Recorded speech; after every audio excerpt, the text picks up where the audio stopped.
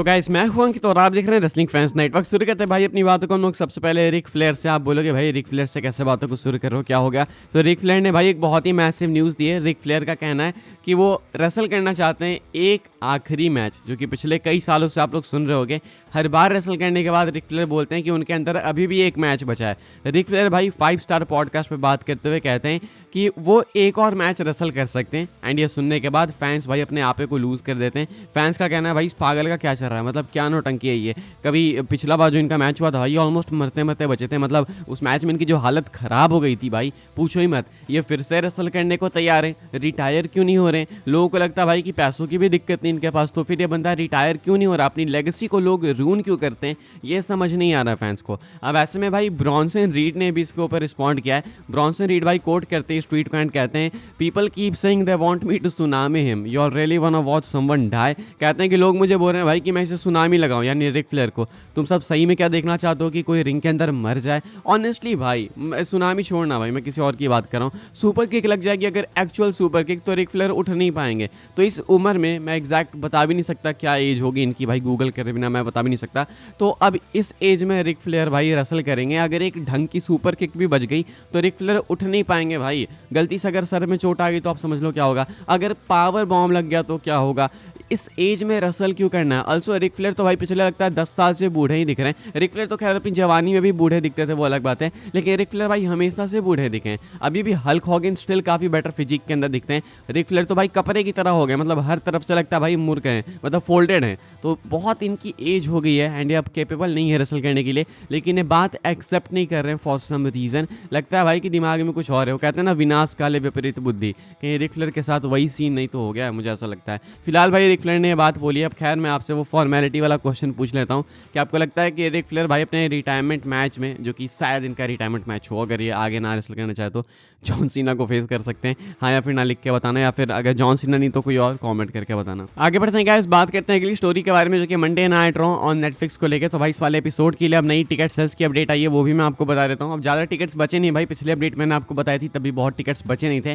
पहली बार है कि WWE इंटरवेट डोम से ये शो कराने वाली है, पहला शो इनका होने वाला है एंड ये होने वाला है रॉ नेटफ्लिक्स प्रीमियर। वही सेम सेटअप कैपेसिटी है भाई, 15,500 नहीं, ये कुछ बड़ी है सेटअप कैपेसिटी 100%, 14,800 कुछ टिकट्स थे भाई, लेकिन यहाँ पे 700 टिकट्स इन्होंने एक्स्ट्रा ऐड किए एंड ऑफ 15.5 की हो चुका है। ये मैं 100% श्योर हूँ। टिकट्स हो चुके हैं भाई 14,900 डिस्ट्रीब्यूट, यानी कि अगर पहले वाली कैपेसिटी के साथ होते 14,800 के साथ में तो ये ऑलरेडी सोल्ड आउट हो चुके होते हैं, लेकिन एक्स्ट्रा टिकट्स ऐड करके भाई उसको भी बेच रहे हैं। पिछले 3 दिनों के अंदर इन्होंने 1051 टिकट्स बेचे हैं, काफ़ी शुभ नंबर है भाई। अवेलेबल टिकट्स है 634, ठीक है। तो एग्जैक्ट ये जो अपडेट आई थी तब भाई 634 टिकट्स बचे हुए थे, यानी कि बस अब 634 टिकट्स बच रहे हैं। इवेंट को भी भाई मान के चलो 3 दिन बच रहा है, अभी आज 3 तारीख हो गया, 4, 5, 6, 7 तारीख को इवेंट ही है। तो अब ऐसे में भाई WWE इस वाली इवेंट को सोल्ड आउट बनाएगी एंड कितनी तगड़ी बात है ना, सोचो भाई कि हमने एक्स्ट्रा सीट्स ऐड किए फिर उसको भी सोल्ड आउट किया। तो ये है करेंटली भाई scene WWE Monday night Raw के नेटफ्लिक्स प्रीमियर वाले एपिसोड का।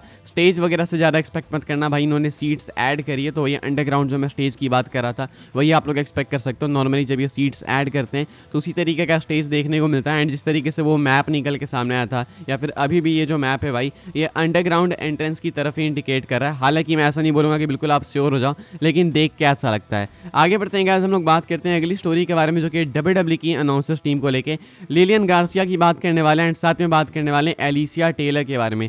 PW इंसाइडर की अपडेट आई है निकल के सामने एंड यहाँ पे कहा गया है Alicia Taylor will be shifting to announcing on Raw and as such Lilian Garcia will be shifting to SmackDown this Friday. कहना है कि एलिसिया टेलर भाई वो मंडे नाइट रॉ में आने वाली हैं, यानी कि अब वो मंडे नाइट रॉ के ऊपर अनाउंसमेंट करने वाली हैं एंड इसके बाद जो लिलियन गार्सिया है वो ब्रांड स्पेसिफिक होकर फ्राइडे नाइट स्मैकडाउन पे चली जाएंगी।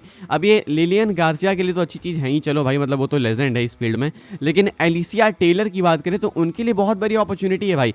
मैं इस साथ बहुत पहले इस चीज़ को इस चैनल पर कह चुका हूँ कि भाई लोग एलिसिया टेलर को एक्नॉलेज नहीं करते उनके अनाउंसिंग के लिए। लोग समंथा एरविन करते रहते थे, लेकिन एलिसिया टेलर जो कि फालतू नौटंकी ना करके सिर्फ अनाउंसिंग पे ध्यान देती थी, उनके अनाउंसिंग बहुत अच्छी थी। अब ये मंडे नाइट रॉ पे अनाउंसिंग करने वाली है, वो भी नेटफ्लिक्स पे, जिसको मेन फीचर किया जा रहा है। तो एलिसिया टेलर भाई आपको जब वहाँ पे फीचर होते हुए दिखेंगी तो ये इनके लिए बहुत अच्छी चीज़ है एंड फैंस को एक बहुत अच्छा एक्सपीरियंस मिलेगा। लिलियन गार्सिया स्मैकडाउन पे होने वाली है एंड ये सब कुछ भाई आपको इसी स्मैकडाउन से चालू होते हुए दिख जाएगा। So big ups for Lilian Garcia and Alicia Taylor, दोनों के लिए भाई, दोनों के लिए congratulation, especially to Alicia Taylor because Lilian Garcia ये सब कुछ कर चुकी हैं। एलिसिया टेलर के लिए कुछ नया है एंड लेट्स होप कि इसमें बिल्कुल भाई वो रॉक करे एंड बिल्कुल किल कर दे इस रोल में, ताकि लोग को पता चले कि सिर्फ एक नहीं बाकी और भी ऐसी अनाउंसर्स हैं जो कि बेटर कर सकती है। सिर्फ एक किसी को पकड़ के अपना वो नहीं बनाना चाहिए कि भाई यही है जो कर सकती है। तो गुड फॉर एलिसिया टेलर भाई, बाकी ये अच्छी न्यूज़ आई थी निकल के सामने एंड आपको भी कुछ चेंजेस देखने को मिलेंगे टेलीविजन पे अब इनके अनाउंसमेंट के कारण। आगे बढ़ते हैं गाइस, बात करते हैं अगली स्टोरी के बारे में जो कि जॉन सीना को लेकर। तो भाई जॉन सीना को लेकर भाई जितनी भी अपडेट्स आएगी वैसे तो मैसिव ही होगी, लेकिन एक एक्चुअल मैसिव अपडेट आई है जॉन सीना को लेकर फाइटफुल सिलेक्ट की तरफ से। फाइटफुल का कहना है कि साल 2025 के अंदर जॉन सीना को डब्ल्यूडब्ल्यूई जिस तरीके से बुक करेगी वो आप देख के शॉक हो जाने वाले हो। अब मैं तो वैसे भी शॉक हो जाऊंगा अगर डब्ल्यूडब्ल्यूई जॉन सीना को सारे मैचेस हरा देगी, तो सारे मैचेस जिता देगी तो भी मैं शॉक हो जाऊंगा बिकॉज जॉन सीना ऐसा करते नहीं है भाई। तो ऐसे में अब एग्जैक्टली क्या एक्सपेक्ट करना ये इन्होंने नहीं बताया, लेकिन कहते हैं कि चाहे वो मेजर स्टोरी लाइन्स हो, मेजर मैचेस हो, मेजर मोमेंट्स हो, हर एक चीज़ में जॉन सीना इन्वॉल्व होने वाले हैं। यानी कि आपको कहीं से भी कुछ भी कमी नहीं मिलेगी कि आप एंड में भाई रिटायरमेंट के बाद कंप्लेन कर सको। यानी कि इसका मतलब मैं अंदाज़ा लगा सकता हूँ, अंदाज़ा लगा रहा हूँ कि John Cena major dream matches में पार्टिसिपेट करने वाले हैं। चाहे अगर री मैचेस की बात करें तो John Cena versus Randy Orton, John Cena versus अपना सीएम पंक हो सकता है, कोडी वर्सेस जॉन सीना रेसलमेनिया के लिए रूमर्ड है। तो ऐसे कई सारे मैचेस हैं जो कि जॉन सीना कर सकते हैं अपने रिटायरमेंट टूर में एंड डब्ल्यूडब्ल्यूई हर एक मैच को बहुत स्पेशल तरीके से बुक करने वाली है, ऐसा कुछ कहना है फाइटफुल सिलेक्ट का। तो ये मेजर अपडेट निकल के सामने आई है mister hustle loyalty respect John Cena को लेके। आई थॉट आपको बताते हैं भाई, रेडी हो जाओ, ज़्यादा टाइम बचा नहीं है। 7 तारीख को सीना आने वाले हैं एंड अपने रिटायरमेंट टूर को किक ऑफ करने वाले हैं। खैर गैस हम लोग बात कर लेते हैं अपनी आखिरी स्टोरी के बारे में, 7 तारीख के ही बारे में बात करते हैं जो रॉ नेटफ्लिक्स शो होने वाला है भाई। इस शो की बात करते हैं। फाइनल मैच कार्ड मैं आपको बता देता हूँ, डब्ल्यूडब्ल्यूई ने भाई फाइनल मैच ग्राफिक्स पोस्ट की है। मैच अपना कंफर्म है CM Punk and Seth Freakin Rollins का, जो कि मोस्ट लाइकली मेन इवेंट है। जब तक लाइनअप नहीं आएगी तब तक मैं कंफर्म नहीं बता सकता, ये मोस्ट लाइकली मेन इवेंट होने वाला है। इसके बाद Roman Reigns and solo sequoia का मैच कंफर्म है, ऊला फाला के लिए ट्राइबल कॉम्बैट मैच। ये भी एक मैसिव मैच है, लेकिन ये होगा कब, शो के स्टार्टिंग में या बीच में या फिर सेमी मेन इवेंट या फिर ये मेन इवेंट होगा, वो देखना होगा। इसके बाद अपना मैच है भाई Liv Morgan and Riya replay के बीच में, ये विमेंस वर्ल्ड हैवीवेट चैंपियनशिप का match. And shocking news just पता चला भाई कि ये मैच इनका लास्ट वुमेन स्टैंडिंग मैच नहीं है। मतलब कि पूरी कम्युनिटी, पूरी इंटरनेट रेसलिंग कम्युनिटी भाई मूर्ख बन गई। किसी फैन ने उस चीज़ को बनाया था एंड सबने रिपोर्ट कर दिया कि ये लास्ट वुमेन स्टैंडिंग मैच है। एक्चुअली ऐसा है नहीं, एक सिंपल मैच है टाइटल के लिए, तो क्या पता डिस्क्वालिफिकेशन में एंड हो जाए।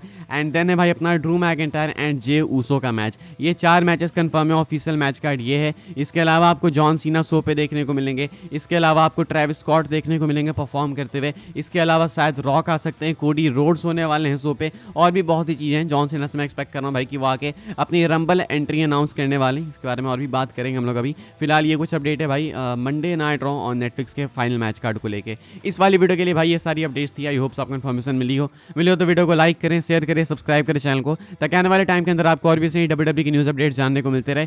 फॉलो कर सकते हैं आप लोग मुझे इंस्टाग्राम एंड ट्विटर पर, लिंक आपको मिल जाएगा डिस्क्रिप्शन में। ज्वाइन कर सकते हैं व्हाट्सएप चैनल को, उसके भी लिंक है डिस्क्रिप्शन में। मिलूंगा मैं आपसे अगले वीडियो में, तब तक के लिए good bye, thanks for watching.